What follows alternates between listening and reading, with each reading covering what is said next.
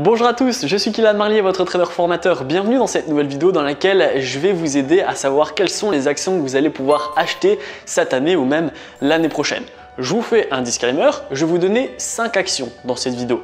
Maintenant, ça ne va pas être un conseil d'investissement, c'est uniquement mon expérience personnelle. Donc les 5 actions que je vais vous présenter, ce sont des actions que j'ai décidé d'acheter personnellement. Maintenant, je ne vous dis pas de les acheter à tout prix, c'est uniquement un partage d'expérience. Également, encore un autre petit point d'exclamation, je ne vais pas acheter du Tesla, du Netflix, du Uber. Pourquoi? Parce que ce n'est pas forcément des actions que j'ai envie d'acheter dans un optique de simplicité, de pérennité, etc. Par exemple Tesla, il y a des grosses volatilités, etc. C'est pas super serein pour moi personnellement d'acheter ce type d'action. Surtout par exemple Uber, encore une fois, et encore une fois également Tesla, il y a énormément de dettes. Donc voilà, je préfère déjà vous le dire, ça peut vous paraître louche que je ne donne pas de Tesla ou de Netflix, etc. alors que ces actions cartonnent entre guillemets pour le moment. Maintenant voilà, comme je vous ai dit, il y a beaucoup de dettes et je reste prudent. Là ici, je vais vous présenter 5 actions qui sont très solides. Je commence sans plus attendre par la première action. Apple, vous savez, j'adore Apple. Chaque fois que je dois vous donner un exemple dans une vidéo, je vous donne Apple. C'est la plus grosse société, c'est pas pour rien. Ça fait des années que ça existe, ça cartonnera encore des années. Donc voilà, Apple, vous pouvez aller le voir d'ailleurs, le graphique de justement cette action, il est magnifique. On a vraiment une belle courbe à la hausse, donc c'est super chouette. On est tranquille pour les prochaines années. Également, ce qui est intéressant avec Apple, c'est que chaque année, il y a des nouveaux téléphones, des nouvelles tablettes, des nouveaux ordinateurs et également des nouveaux processeurs. Donc, c'est intéressant parce qu'on sait que chaque année, on aura des nouveautés, chaque année, on aura des nouveaux produits à acheter qui feront du coup, chaque année, monter les prix de cette action. Je vais vous donner un conseil, veillez également à être proche de l'action que vous allez acheter. Par exemple, moi, je suis proche d'Apple, je regarde les conférences, je regarde ce que dit le PDG, etc. parce que j'aime bien. Et donc, s'il y a une nouvelle, bonne ou mauvaise d'ailleurs, je serai vite au courant. Alors que si par exemple, on va inventer que j'en ai rien à faire des voitures, voilà, j'aime pas du tout les voitures, je vais pas acheter l'action BMW. Pourquoi? Parce que vu que j'en ai rien à faire, je vais pas m'intéresser aux annonces, etc. Et du coup, je pourrais par exemple avoir un événement qui est bon ou qui est mauvais, et même mauvais, du coup, me dire mince, je sais pas pourquoi ça baisse, qu'est-ce qui se passe, etc. Alors que ici avec Apple, si ça monte, si ça baisse, normalement, je pourrais savoir pourquoi, car j'aime beaucoup. Donc en résumé, si vous n'aimez pas les bonbons, n'achetez pas l'action Haribo. Voilà, en règle générale. Également, la deuxième action que je vais vous présenter, c'est Microsoft. Vous le savez, Microsoft, elle cartonne, une très grosse action également. Ça fait des années que ça existait, ça va exister encore des années. Pourquoi? Parce que là, Microsoft, avec son système d'exploitation Windows, etc., ils doivent toujours innover, embaucher, créer. Et du coup, une entreprise qui doit embaucher pour créer, pour innover, on sait que chaque fois, tous les ans, on aura des nouveautés qui vont faire grossir justement cette action.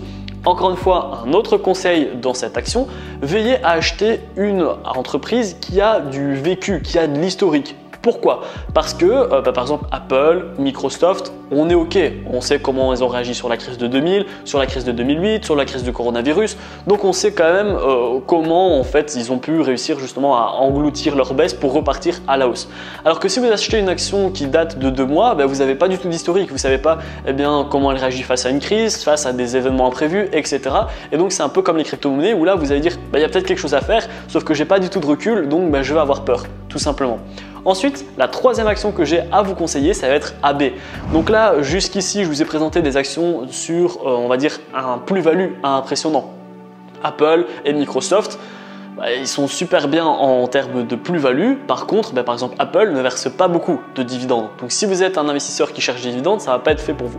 Par contre, AB, donc l'action AB que je vous ai déjà présenté une fois, elle verse des dividendes alors que la croissance n'est pas non plus ultra ouf. Et là, ça fait des années que j'ai également cette action et elle me paye tous les 3 mois sans jamais faire aucune erreur. Chaque fois, je suis payé dans les temps, donc je vous invite vraiment à vous intéresser à cette action si vous êtes un investisseur qui aime recevoir des dividendes. Ensuite, la quatrième action que j'ai à vous présenter, ça va être Coca-Cola. Coca-Cola, pourquoi? Là aussi, on sait, ça fait des années que ça existe, ça va encore cartonner, on ne le présente plus, cette cette entreprise. Et pour le coup, là aussi, elle verse des dividendes depuis des années et des années et des années. Donc si vous êtes un investisseur à dividendes, eh bien investissez dans Coca-Cola, ça va beaucoup vous plaire. Et également, on a eu l'Euro, on va avoir les Jeux Olympiques, on va avoir également la Coupe du Monde.